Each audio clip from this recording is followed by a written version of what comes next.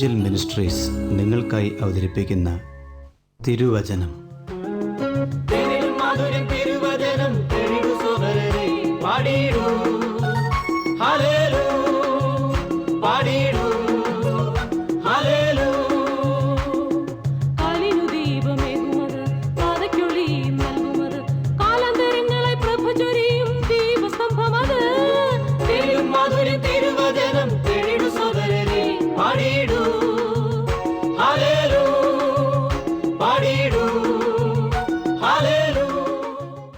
ഇന്ന് നമ്മോട് ദൈവവചനത്തിൽ നിന്ന് സംസാരിക്കുന്നത് Suviseshakan James M Thomas Nedumbassery.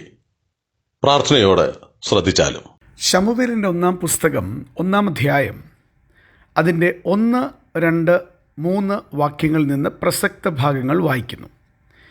Ephraim മലനാട്ടിലെ രാമാഥയീം സോഫിമിൽ Elkanah എന്നു പേരുള്ള ഒരു പുരുഷൻ ഉണ്ടായിരുന്നു. 2-ാം വാക്യം, എൽക്കാനയ്ക്ക് 2 ഭാര്യമാരുണ്ടായിരുന്നു. ഒരുത്തിക്ക് ഹന്ന എന്നും മറ്റവൾക്ക് പെനിന എന്നും പേർ. പെനിനയ്ക്ക് മക്കളുണ്ടായിരുന്നു. 3-ാം വാക്യം ആരംഭിക്കുമ്പോൾ ഹന്നയ്ക്കോ മക്കൾ ഇല്ലായിരുന്നു. അങ്ങ് ശ്രദ്ധിക്കുന്നത് ഇവാഞ്ചൽ മിനിസ്ട്രീസ് ക്രമീകരിക്കുന്ന തിരുവചനം എന്ന വചന പഠന പരമ്പരയാണ്. ശമൂവേലിൻ്റെ പുസ്തകത്തെ അധികരിച്ചുള്ള 15-ാമത്തെ എപ്പിസോഡിലേക്ക് ഹൃദ്യമായ സ്വാഗതം. നാം ഓർക്കുന്നത് പോലെ ഹന്നായെക്കുറിച്ച്, ഭർത്താവായ എൽക്കാനയെക്കുറിച്ച് നാം അനേക ആഴ്ചകളായി ദൈവസന്നിധിയിൽ ഓർത്തു. കഴിഞ്ഞ ആഴ്ചയിൽ നാം പെനീന എന്ന പേരിൻ്റെ അർത്ഥത്തിൽ നിന്ന് ആരംഭിക്കുകയുണ്ടായി. പെനീന എന്ന പേരിൻ്റെ അർത്ഥം പവിഴം അഥവാ പേൾ എന്നാണ്. പക്ഷേ പേരുമായിട്ട് യാതൊരു ബന്ധവുമുള്ളൊരു ജീവിതമായിരുന്നില്ല അവളുടേത് എന്നുള്ളത് നാം ഓർക്കുകയുണ്ടായി. സ്വർഗത്തിലെ ദൈവം നമുക്ക് നൽകുന്ന അനുഗ്രഹീതമായ ആത്മീക പദവികൾ, ദൈവം തന്ന പേരുകൾ, അത് വെളിപ്പെടുത്തുന്നതിന് പകരം അതിന് വിരുദ്ധമായ ജീവിതം നയിക്കുമ്പോൾ അത് ദൈവനാമത്തിന് അപമാനമായി തീരുന്നുവെന്ന വസ്തുത നാം കഴിഞ്ഞ ഭാഗത്തിൽ ഓർക്കുകയുണ്ടായി. അപ്പോൾ തന്നെ ഞാനൊരു വസ്തുത പറയട്ടെ. തീർച്ചയായിട്ടും ദൈവമുൻപാകെ ശ്രേഷ്ഠമായി തീരുവാൻ, പവിഴങ്ങളായി തീരുവാൻ ജീവിതത്തിൽ പാപമോചനം പ്രാപിക്കേണ്ടതായിട്ടുണ്ട്.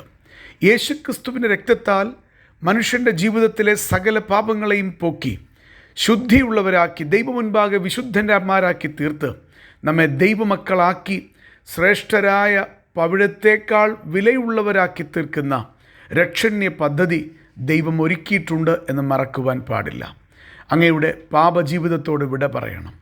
യേശുക്രിസ്തു മാത്രം അങ്ങയുടെ ഏക കർത്താവെന്നും അങ്ങയുടെ ഏക ദൈവമെന്നും അങ്ങയുടെ ഏക രക്ഷിതാവെന്നും വിശ്വസിക്കണം.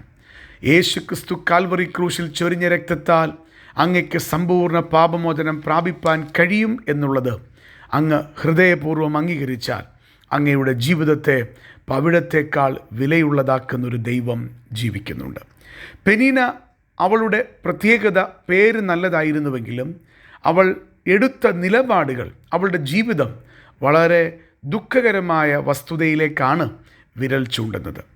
6-ാം വാക്യത്തിലേക്ക് വരുമ്പോൾ ശമൂവേലിൻ്റെ 1-ാം പുസ്തകം 1-ാം അധ്യായത്തിൽ നാം ഇങ്ങനെ വായിക്കുന്നു: യഹോവ ഹന്നായുടെ ഗർഭമടച്ചിരുന്നതിനാൽ അവളുടെ പ്രതിയോഗിയായ പെനീന.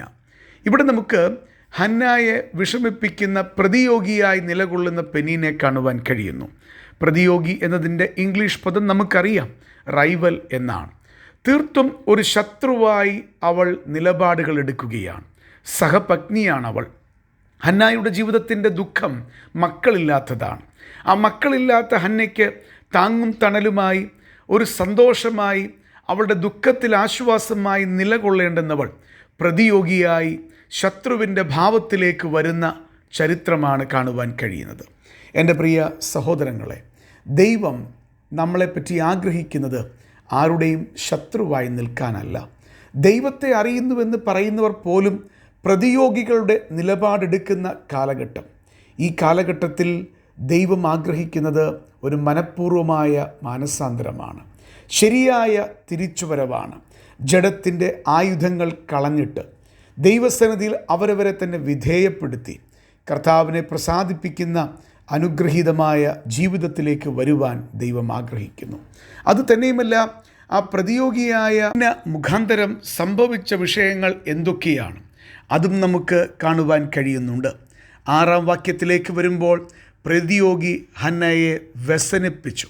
അർത്ഥാൽ അവളുടെ ജീവിതത്തിൽ വലിയ ദുഃഖത്തിന് ഇവളുടെ നിലപാടുകൾ കാരണമായി തീർന്നു. തന്നെയുമല്ല, മുമ്പോട്ട് പോകുമ്പോൾ അവൾ ഈ വ്യസനം കൊണ്ട് അവളെ മുഷിപ്പിച്ചു. അതായത് വ്യസനിപ്പിക്കുവാൻ തക്കവണ്ണം മുഷിപ്പിക്കുന്ന പെനീനയാണ് കാണുവാൻ കഴിയുക. അങ്ങയുടെ ജീവിതത്തിൽ മറ്റുള്ളവരെ വ്യസനിപ്പിക്കുവാനല്ല, മറ്റുള്ളവരെ മുഷിപ്പിക്കുവാനല്ല ദൈവം നന്മകൾ തന്നിട്ടുള്ളത്. ഈ ചെറിയ ജീവിതം കൊണ്ട് മറ്റുള്ളവരെ വിഷമിപ്പിക്കലല്ല, മുഷിപ്പിക്കലല്ല ദൈവം ആഗ്രഹിക്കുന്നത്. അനേകർക്ക് ആശ്വാസമായി, അനേകർക്ക് സന്തോഷമായി, ദൈവസന്നിധിയിൽ അനേകർക്ക് വിശ്രാമമായി തീരുവാൻ, അനേകരുടെ ഹൃദയങ്ങളെ തണുപ്പിക്കുന്ന അനുഗ്രഹീതമായ ആത്മീക ജീവിതത്തിൻ്റെ ഉയർന്ന നിലവാരം സ്വർഗം അങ്ങയിൽ നിന്ന് ആഗ്രഹിക്കുന്നു.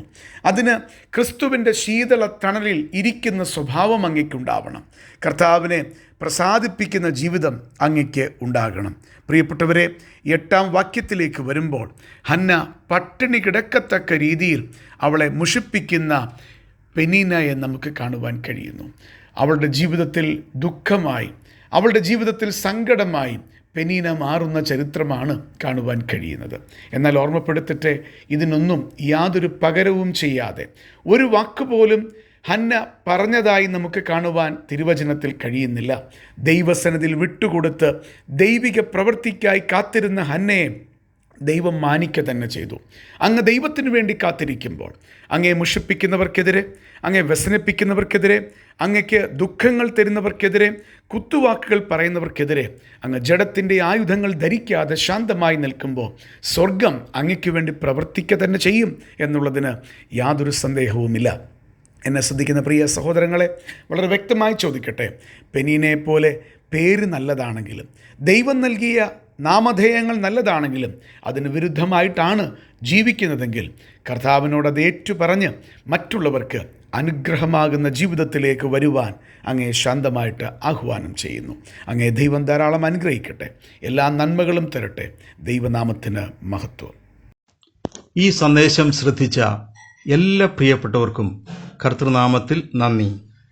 ബൈബിൾ കറസ്പോണ്ടൻസ് കോഴ്സിൽ ചേർന്ന് പഠിക്കുവാൻ ആഗ്രഹിക്കുന്നവർ മേൽവിലാസം അയച്ചു തന്നാലും പ്രാർത്ഥനാ വിഷയങ്ങളും അറിയിക്കുമല്ലോ.